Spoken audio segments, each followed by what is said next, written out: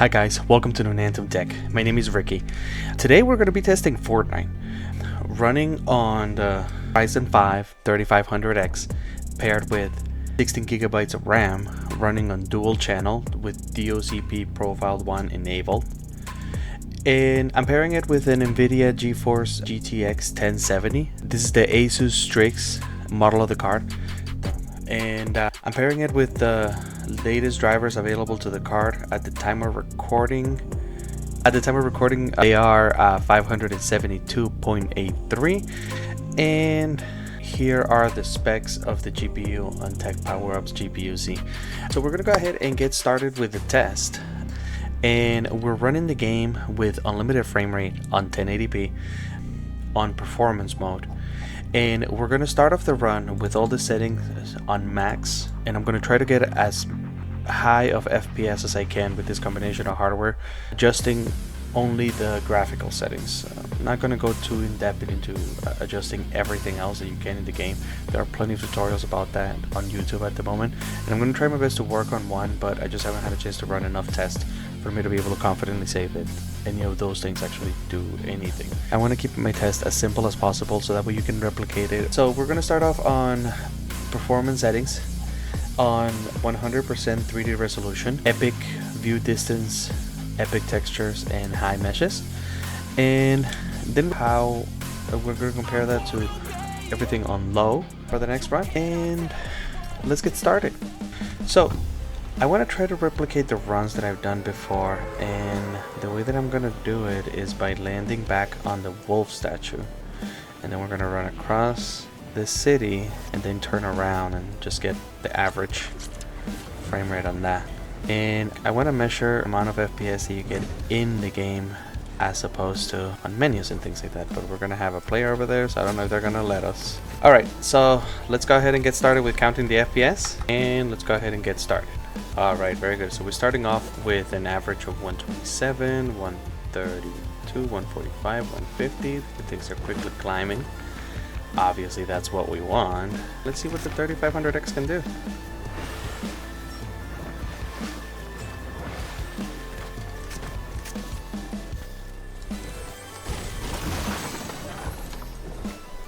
That's gotta be the guards, so we're gonna ignore them for now.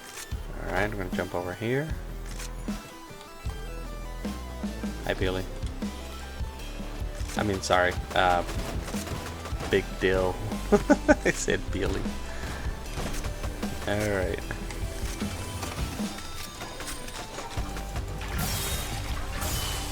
Got a feeling that we're gonna have to fight our way to complete the test, as per usual.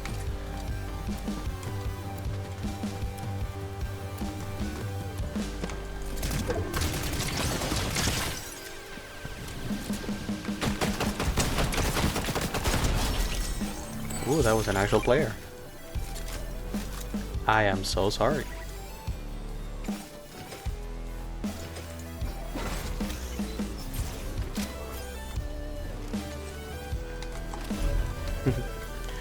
Alright, let's see if we can cause a little bit of chaos afterwards.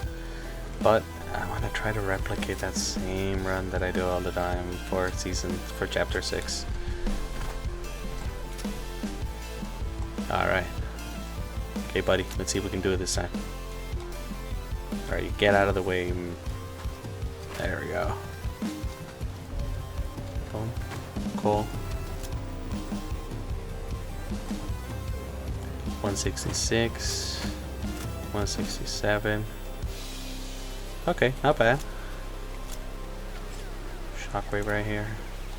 Alright, so let's go ahead and stop the benchmark right here for this settings, and then we're gonna go ahead and switch over to the low settings, and this would be ideal because then we'll be able to get the results from the same match.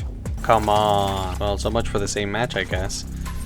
Let's go ahead and switch over to the low settings now. So let's go back to the lobby. So now we're gonna switch over to the low settings. So we're gonna switch everything down. 3D resolution, we're gonna put it at 50%. Near view distance, low textures, and low meshes. All right, very good.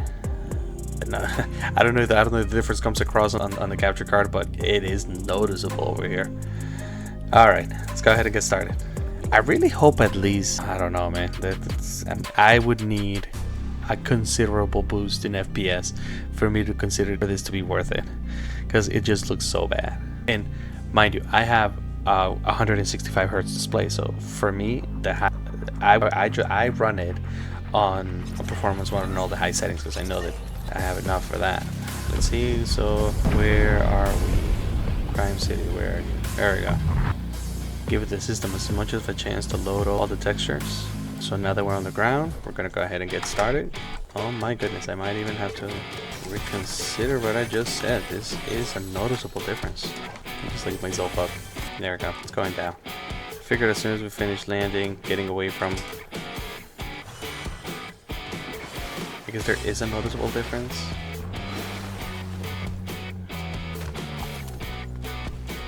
Personally, I was like, it's worth it for how bad the game looks.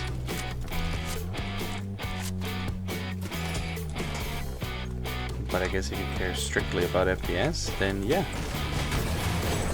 Lowering the settings to the bare minimum does help.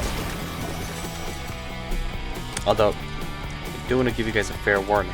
Don't lower it to 0%, because then otherwise you'll end up with something like this. Yep, that's not a good idea.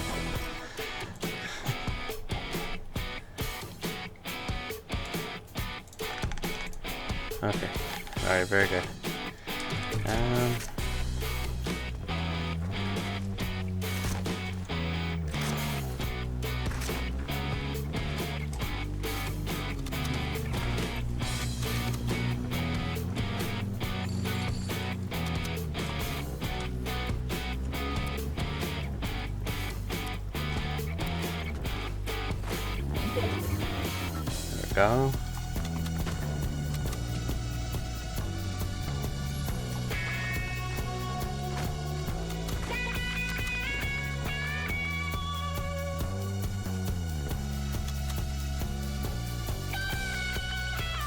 I don't know. It does seem to be giving a few more FPS, but is it worth it though? I guess it's kind of up to you to decide.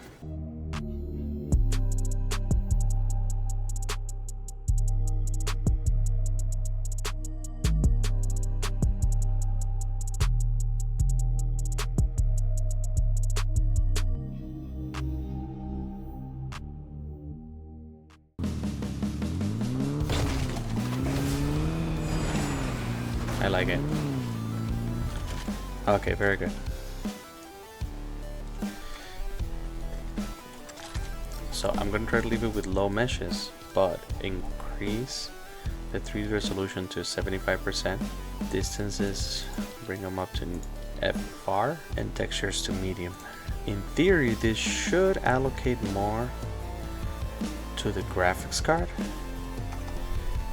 We're kind of running out of time over here.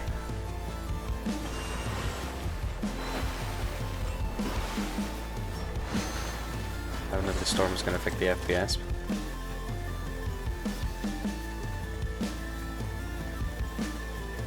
But it does seem to be lower, so I don't think it's going to work.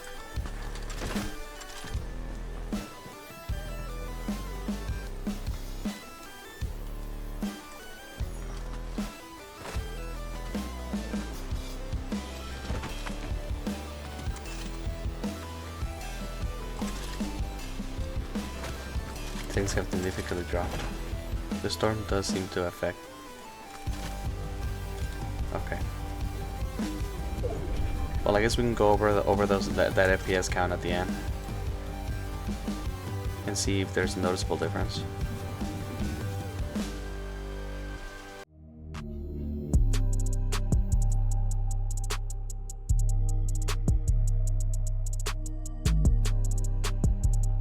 Very good. So we're going to go ahead and pull up the results from the benchmark. All right, very good. So on the high settings, the average stayed at 171.9 with the 1% lows going down to 63. Here are the results. And then on the low settings, the average goes up to 181.9, but the 1% goes down to 42.2. I'm not sure if that was just the shaders not loading in, but here are the results for those settings. And then for the final run with the custom settings, where we had to run away and get away from Crime City, the average went up to 191.4. So there is a little bit, it does help to lower the meshes to low in order for you to be able to get a little bit of better performance. That is a decent 20 frames boost in FPS. Could be helpful, but do keep in mind that the FPS count is meaningless unless your monitor is actually able to support it. For example, I have a 165 hertz panel, and that's as high as it can go. So if you're getting 200 FPS on the counter, that means nothing because you're not actually getting anything in return. So I'm going to show you guys really quick, and I'm going to show you guys how to check the refresh rate of your monitor, so that way you can look for the target that you actually want to, so you can actually get the target of what you actually need to run the system at. So press your Windows key and then go to settings, and then inside settings you go to display, then under advanced display settings, then move this out of the way. Then when you're inside of your advanced display settings, this is the refresh rate of your monitor. Now I do have my monitor goes up to 165 hertz, but because of the capture card is limited to 144, so I only get 144 on 143.60, but we round it up, I guess. So for me, I can go into the limiter inside Fortnite to cap the FPS, or what I would actually recommend would be to leave VSync off, leave the frame rate unlimited inside of Fortnite, and then go into MSI Afterburner. If you haven't installed MSI Afterburner, I recommend it for you to be able to cap your FPS and get the most stable experience possible. So you go, once you have MSI Afterburner installed, you're going to go into on-screen display. Then on the bottom of this menu, you're going to go into more, and then that's going to open up Riva Tuner. So once you're on Riva Tuner, you're going to go into the frame rate limit and cap it to the FPS of your monitor. So all you got to do is just press the arrow and make sure that it matches the FPS on your monitor. So I'm going to lower it a little bit below mine, and we're going to set it up at 143. Move this to the side, bring this back up, switch it back to the high meshes, leave it on far view distance and high textures. And I want you guys to not just pay attention to the frame rate chart.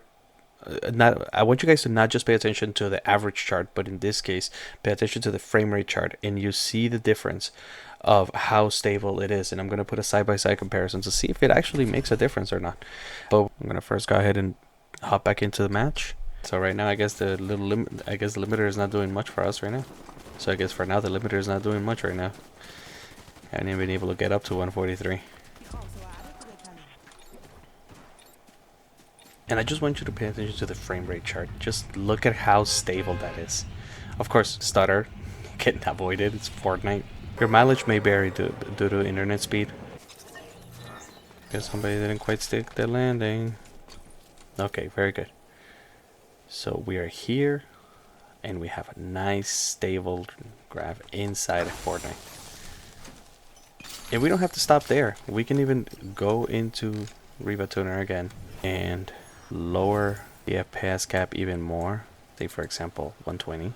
This is the OG high refresh rate, I guess. Buttery smooth, perfectly stable. Sadly, Fortnite is Fortnite. No matter what you do, always gonna stutter. There we go.